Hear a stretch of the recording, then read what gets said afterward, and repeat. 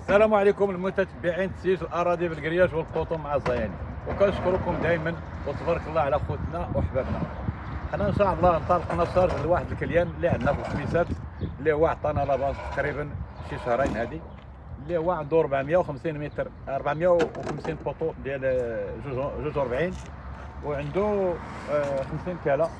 هاد العصراويه تبارك الله ترجعت من بعدها هي الكونتر غتدخل، وان شاء الله كاملين اللي باغي يسيج الزياني واقف تبارك الله، غادي نسيج معاه ونخدم معاه وندير معاه كل شيء.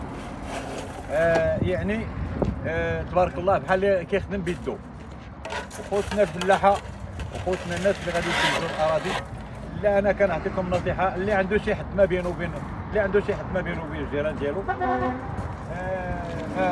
فيه الزربه ولا فيه الحجار ولا فيه شي حاجه، قبل ما يمشي مول السياج يباكطاجي داكشي يحيدو. وثاني نصيحه من خوكم الزياني اللي هو غادي يسيج الارض ديالو، يعني قبل ما يحرطها يسيجها، من حيث ملي كتحرط الارض كطيب كالحفره 30 سنتيم ولا 40 كتسيخ الحفره، كتكون الحفره صحيحه ماشي بحال الا كتسيخ.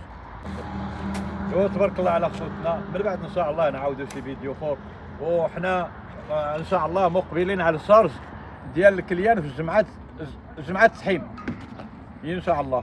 راه غادي نبداو النهار الثلاث، غنبداو الشارج وغنوريوكم الشارج ان شاء الله، وغنوريوكم الخدمه ان شاء الله.